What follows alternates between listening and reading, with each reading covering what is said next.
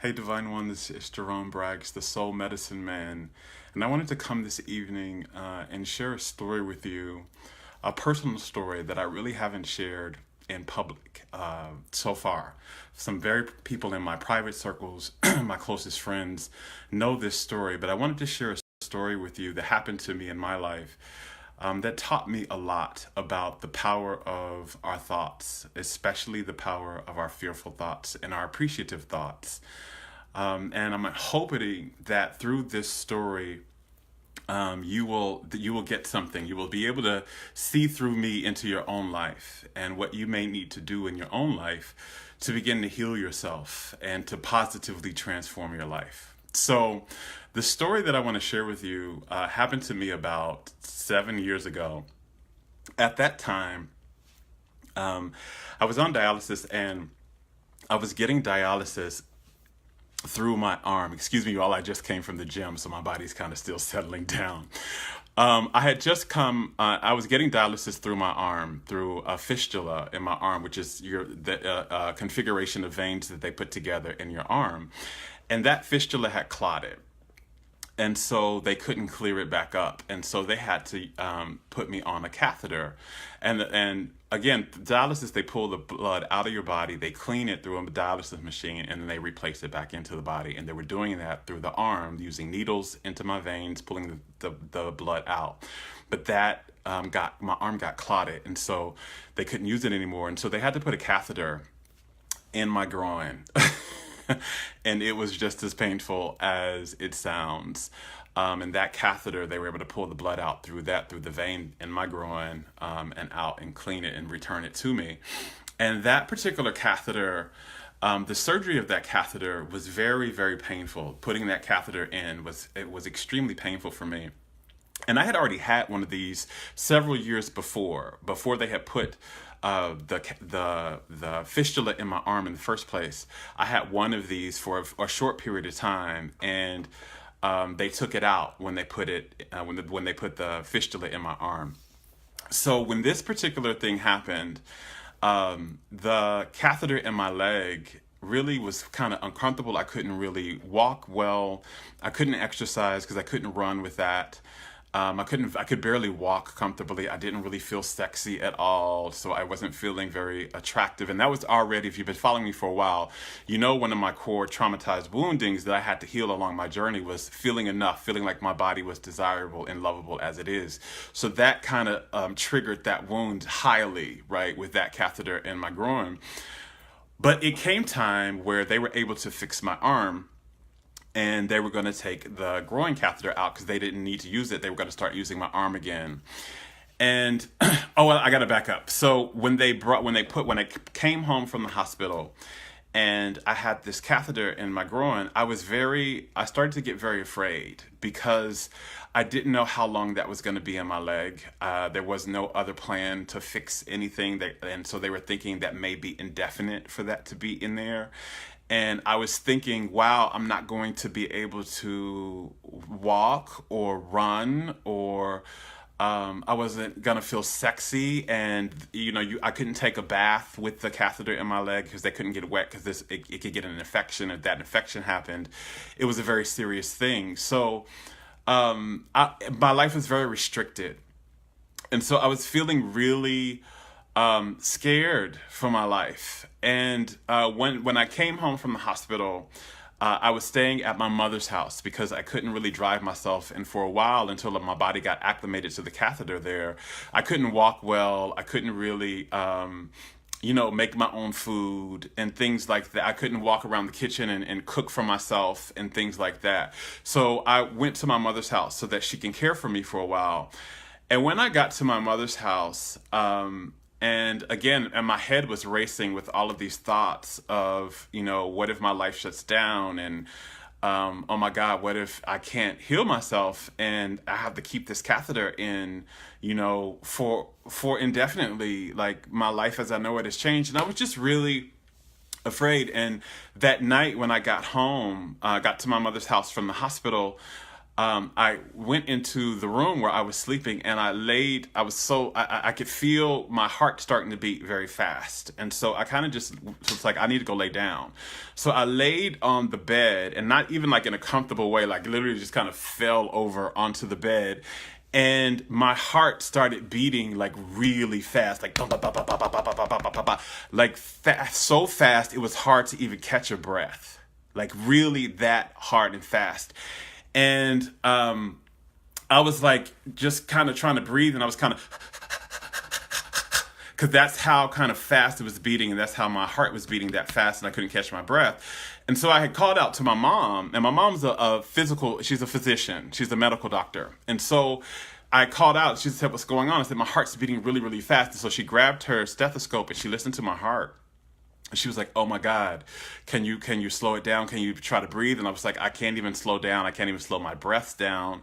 And so she called 911 because I couldn't even get up. I couldn't even, like, I was literally like, I can't even move. I'm just like, it felt like almost like heart attack-ish. And so the ambulance came, and it was very dramatic. Like I had because I was trying to go to bed, right? So I thought I would need to rest. So I was like in my underwear. I couldn't even like pull my pants up. I couldn't move, right? So like the ambulance came into the house. Here I am sprawled out across the bed in my underwear. They kind of picked me up, put me on the gurney. I'm like just like breathing. They're like, please hold on. I keep hearing them like, please hold on, please hold on, please hold on. And I was just like, I felt like I was about to go out. Like literally, I felt like I was dying. And they got me back into,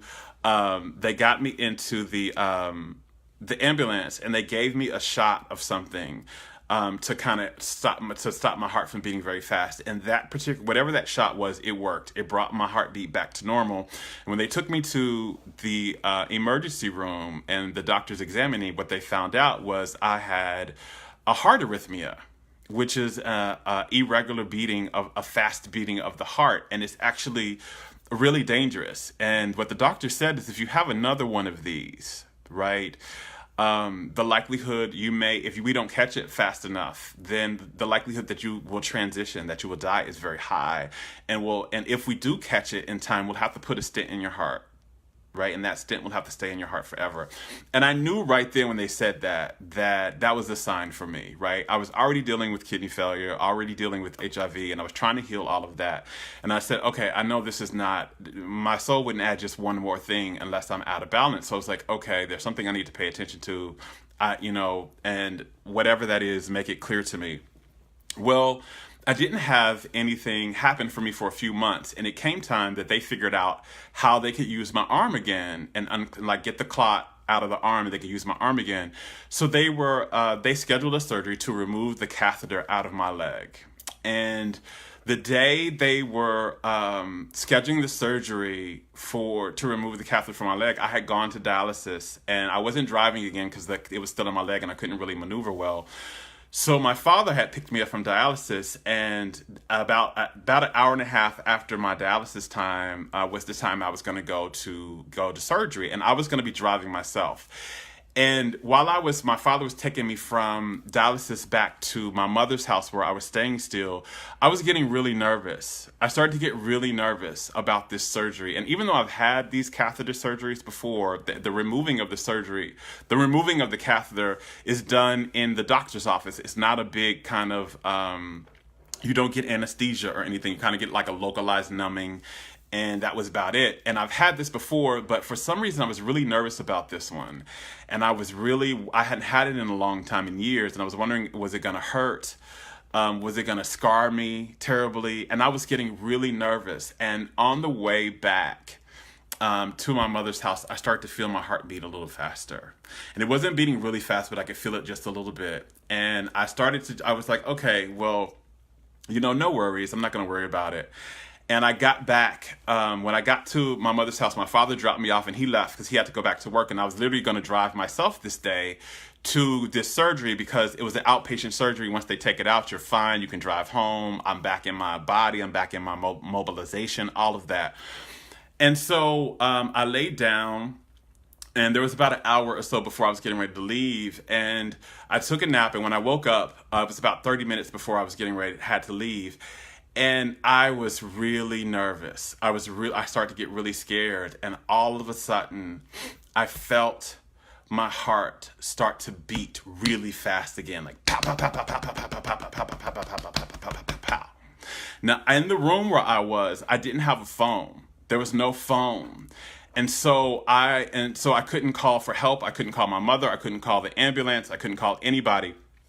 And what was getting ready and what was happening. So I got up out of the bed to try to make it to the phone. And the phone was like 4 rooms away. Like, my mother's house is big, so it's like 4 rooms away. And I was getting up and I was walking down this long hallway to where I needed to go to try to get to where the phone was. And I collapsed. I collapsed in the middle of the hallway. I could feel there was no breath anymore, and my heart was beating so fast, and I could not catch a breath. And I was literally on the ground, on the carpet, with my head on the ground. There was nobody there, and I was literally like 4 rooms away from a phone, and I couldn't even crawl. I couldn't even like move at all, and I literally felt the life force energy of my body leaving my body. I literally felt my body begin to die. And I knew in that moment I was dying. And my heart was just beating so fast I could not get any air, and I was dying. And in the moment that I realized that I was dying, I said to myself, I think this is happening because you're afraid. And now, if you've been following me for a while, you know what I teach. And this is what I learned after this. So all of what I teach around this, I learned after this situation. That our fearful thoughts disconnect the energy of our soul out of our bodies. Because the energy of our soul and the energy of fear cannot exist in the same place at the same time. So what I had a realization was, the wisdom that was coming up for me, the inner wisdom, was that this is happening. You're literally draining the life force out of your body because you're so afraid. And so I said, okay, if fear is killing me, then what will love do? What will love do in this moment? So literally, you guys, I'm like, because that's literally like how fast I was breathing. My heart's going. And so I said, if fear is killing me, what will love do? And so I couldn't speak it out in my head because I couldn't speak with my words. So in my head, instead, I just started appreciating my body and my life. I started to tell my body how thankful I was for what a wonderful job it's done keeping me alive all these years. And I started telling myself the things I loved about it. Like, I love my shoulders, and I love my smile, and my body's always been strong. It's always been very athletic and very good at sports. It's been limber. It's always been, I have an attractive body, right? And I started just showering my body and my mind with appreciation and also soothing thoughts. Like, you know that life loves you, and that all is well, and that all will be well with this situation. And as I began to do that, and I just literally just started showering, because again, I know that I know. So I've crossed over once. I've had near-death experiences. I've had 2 of them, right? And so I know what that particular energy is. I know when the body is leaving. I know when the soul is leaving the body and the life force energy is leaving. I know what that feels like. And so I know for sure I was dying in that moment.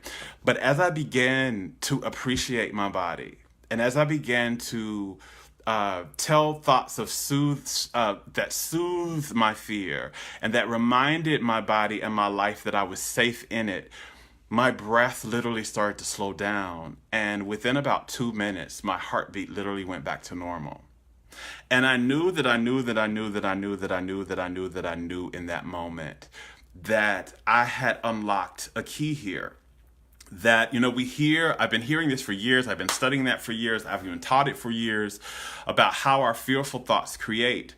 But what I know is that the frequency of fear and the frequency of wellness are 2 opposing frequencies. They do not exist in the same space, and they aren't the same. So when we have fear, and when we fear specifically that we're not safe, that drains the life force energy out of the body. And loving ourselves and appreciating ourselves and thinking about things that we celebrate about who we are and reminding ourselves that we're safe in the world, that puts the energy of our soul back into our bodies. I've done several videos this year where I talked about the 3 things that we know when we come into this world, that there are divine truths that we know that somehow when we're kids, usually before 7 years old, we get divorced from, we either get traumatized from or socialized out of. And those 3 truths are that you are a wholly good thing, meaning you are wholly good, all aspects, unconditionally. There's not everything about your personality, about the shape of your body, how you look, your skin color, your identity, your sexuality, all of that is a good thing. You know that it is enough, it is worthy, and it is lovable unconditionally. The second aspect of that is that you know that this world that you incarnated into is a safe and a good thing to be in. It's a safe and a good thing to be in, right? Again, you can see this in babies, unless the babies were deeply traumatized some type of way through the birth process. But you can see this in babies. Babies just, they are smiling, they're enjoying life, they're not afraid of anything, they're adventurous, they're ready to, excuse me, they're ready to explore life. They are very curious about everything. They don't have this fear implemented in their body about they're not safe and there's a threat to their being. And they also don't have the shame in the body that was feeling like something's not good about them, right? And then the last thing you know is that all of your needs are going to be met. Those are like the 3 big ones. There's really 6 of them, but those are the top 3. And that all of your needs are going to be met, right? The baby is not worried that the mother is going to withhold milk from it. It's not worried that it's not going to be cuddled, right? It knows that these types of things are part of the process and from the soul, because the baby's still connected to the soul truth. Again, the soul knows that this is the ask and it's given universe. So whatever you ask for is given. That it is the beloved aspect of God. It's the facet of God, so that it is lovable and loved unconditionally, and that wherever it chooses to manifest is a safe space because it creates it. But we get divorced from that, right? And so I had been really divorced from that. And in that period of time, I was wholly divorced. I was afraid. I was afraid that I was going to be hurt, that there was going to be pain coming to my body, that my body was not safe, that I just had a lot of fears running in my system. And those fears were disconnecting the life force energy. Because anytime we're not in alignment with our truth, anytime we're running thoughts in our mind, in our consciousness, that are not in alignment with our divine truth, that we're wholly good, that we are safe, especially to be ourselves in this world, and that all of our needs are going to be met, right? So if you look at what I talked about, I was completely opposite of all of those, right? I was just running completely fear and shame-based beliefs around that, and it drained life out of me, and it was literally about to take me off the planet. And, as a healer, when I work with people these days, especially people who come to me with some type of chronic illness or disease, especially life-threatening or incurable ones, one of the things I have people look at is where have they been divorced from the truth of themselves, and helping them see how the disease is a manifestation of that. The disease is always the manifestation of the disconnection from ourselves, because when we are connected to our truth and our consciousness, and we feel it in our bodies, meaning we hold it in our vibrations, that we feel safe in the world, that we feel wholly good and enough and worthy, and that we feel like all of our needs were met, then we are connected to the energy of wellness and well-being. And the less connected we are to that, the more disconnected we are from the energy of wellness and well-being. And our bodies will show it. The health state of our bodies will show it. The health state of our body is only a reflection of the connection we have to our truth, right? The connection we have in our consciousness, meaning in our belief systems, and the connection we have in our vibration, meaning how we emotionally feel, especially habitually. So I learned greatly from that experience, and I've never had anything like that since. by the way. So that was about 7 years ago. And I hadn't had anything like that since, because I've shifted that type of, I don't have that fear in my system. I did the work to reconnect myself to understanding that I'm a wholly good thing and that I'm safe and that I am safe. So when I did that, I want to finish this last part of the story, because it didn't stop from there. For that was the first miracle that happened, was that I literally saved my life by going back into the appreciative thoughts, the thoughts that celebrate my being, right? That and celebrated my body and reminded my body and myself that I was safe and that it was all going to be okay and that this was going to work out in my favor. So when I did that and my heart went back, I got up, I was able to get off the floor. I went to the kitchen, got some water, and I sat down and I processed what had just happened, right? I really processed all of that. And I said, okay, if we're going to go to this surgery, we're going to go really holding the energy of appreciation and celebration and safety. So all the way to the drive, I was just appreciating. I was telling myself, you have a beautiful smile. And I listed out the top 10 things I love about my body and what I love about my life right now. And I affirmed that I was going to be safe and that everything was going to work out for me. And I'm driving to my doctor's office. And I get into my doctor's office and he preps me for the surgery. And all through while I'm laying on in the table in the doctor's office, again, this is not done in a surgery room. This particular surgery is literally done in your doctor's office. And so he lays me on a little table in his office and he does the surgery, and it was completely painless. And it took maybe a minute. And after the surgery, I'm feeling even more elated. I'm feeling the energy of just being held, right? Because that's what your soul knows. That's the emotional equivalent of all of your needs are met. The feeling of being held. So I'm feeling held, and I'm just sitting there beaming. And my doctor starts to have a conversation with me. And my doctor and I had never really talked a long time. Our conversations had always been maybe tops 2 minutes, maybe what's going on with you. Here's what I think is wrong. Here's what I think we need to do to fix it. And it takes about 2 minutes. My doctor sat down and he said to me, Jerome, I want you to know something. I want you to know that, I view you as a family member, almost like one of my sons. And I care so much about you, and I will fight for you. And no matter what you need and what you want, I'm here for it. Because, Jerome, I love you. I want you to know that. I love you. And I was just like, wait a minute. Where's this coming from? Right? I'm just sitting here just like, what? Because this doctor has been my doctor for years and had never said anything, never had any experience like that. And I knew right in that moment, I got this download, right? This download from source right in that moment, that when you are holding the energy of appreciation and you are holding the energy of being held, basically you're in alignment with who you really are, right? In alignment with what your soul knows and how your soul feels. Because that's what I was. I was in pure appreciation.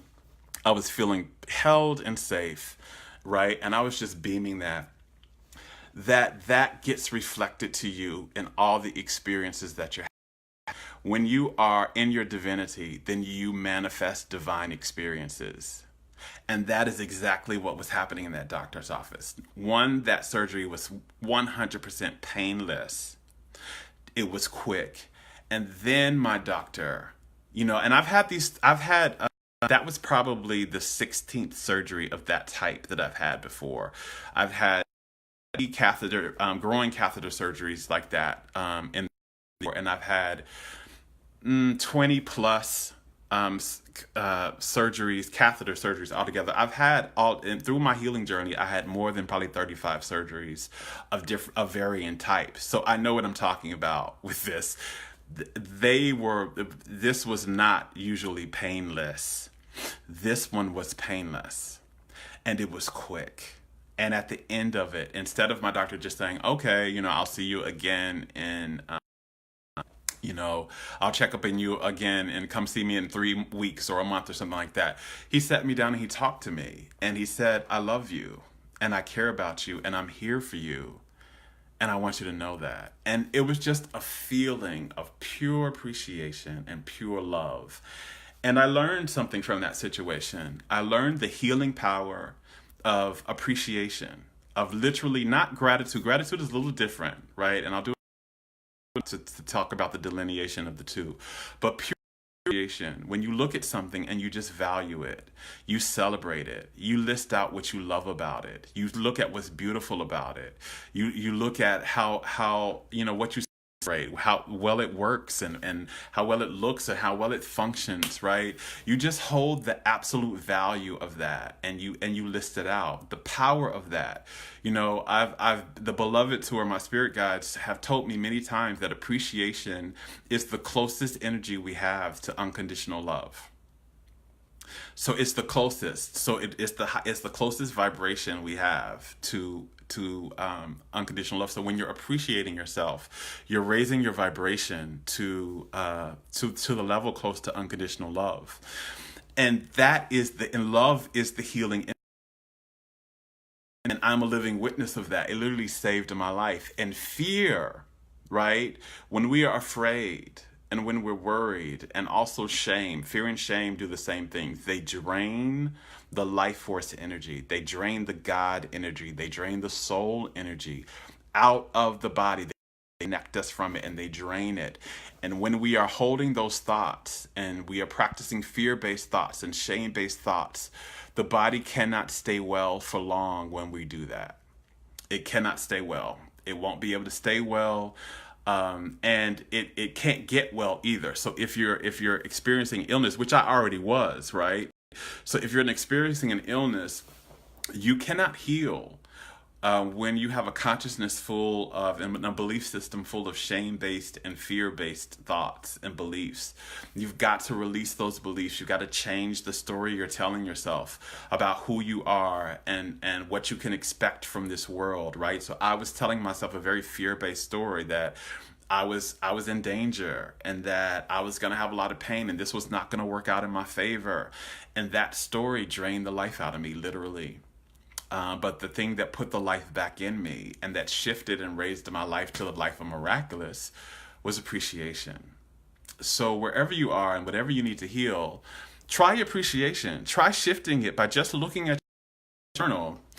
And every night before you go to bed, list out 20 things that you appreciate.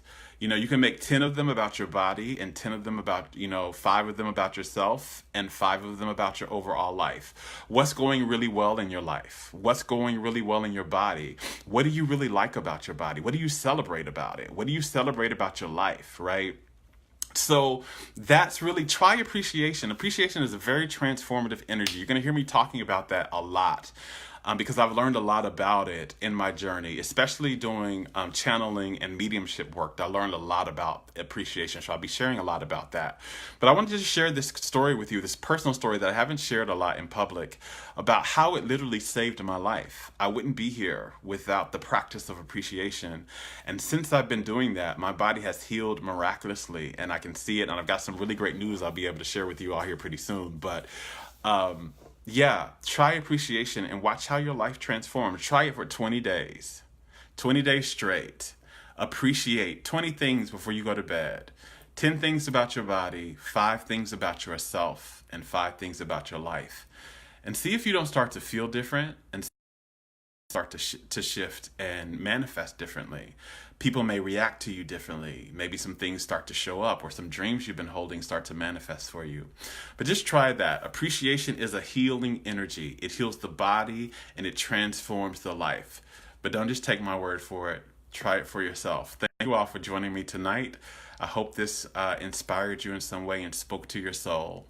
Until next time, I love you. Be and live well. Bye.